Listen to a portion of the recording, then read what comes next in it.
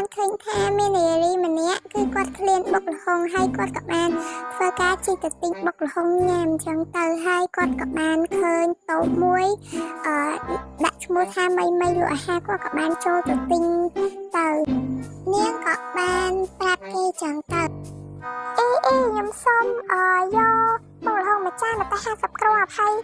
ខ្ញុំអត់ដាក់តកូនទេហ្នឹងហើយតកូនក៏អត់ដែរចឹងបាត់ដាក់ឯងចាចឹងខ្ញុំសុំយកផ្អាំប្រៃរៀងច្រើនតិចមកណា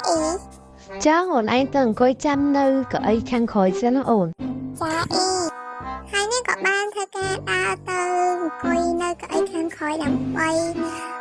ចាំបុកល្ហុងចឹងឆ្លៀតពេលនោះនាងក៏បានលេងទូរស័ព្ទផងដែរហើយអ្នកលក់ហ្នឹងក៏បានលួចដាក់ម្ទេស200គ្រាប់ឲ្យនាងហើយក៏ឲ្យនាងមកមីអូនបុកល្ហុងហែងប៉ាណែ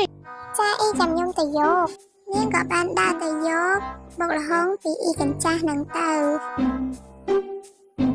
ណែបុកល្ហុងអូនចាចឹងខ្ញុំឲ្យលុយហើយចឹងខ្ញុំសុំទៅសិននាងក៏បានធ្វើការដើរទៅ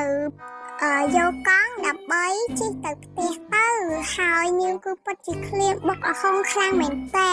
នាងគុំបុកល្ហុងប្រហែលថ្ងៃហើយឥឡូវនាងបានញ៉ាំដោយបំណងនាងក៏បានទៅញ៉ាំយ៉ាងមានជាតិឆ្ងាញ់មកគេដែរតាប៉ុន្តែមានអារម្មណ៍ថាញ៉ាំយូរទៅដូចជាហល់ហើយអូយជួយផងម៉ែអូយបុកល្ហុងមានពេកនេះហល់មែនអូឡើងចិត្តងាប់ឯនេះអូយធ្វើមកយកអូយផឹកទឹកសិនអូយណាតាបាត់ហ្នឹងដែរហ្នឹងអូយធ្វើមកនេះ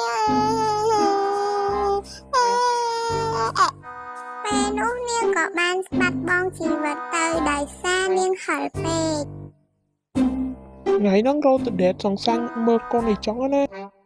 ហេតុអីមិនទៅជាបានដឹងអត់ទេសង្សាញ់ខ្ញុំមិនអាចទៅជាចង់មែនទេអូយហេតុអីអូយមានអារម្មណ៍ថាខ្លាចដែរនេះអូយរត់ទៅវិញទៅផ្ទះសិនមក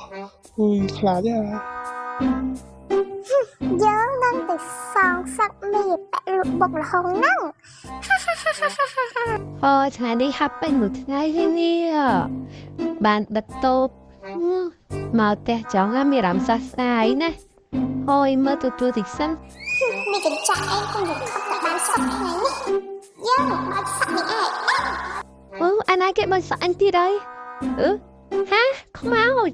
មិនថ្ងៃនេះមិនដាក់មកផ្ទះឯង200គ្រាប់អីស៊ីមិនខាតរហូតដល់ងាប់នាងឯងនឹងយកទៅខ្មោចទុកជីវិតខ្ញុំផង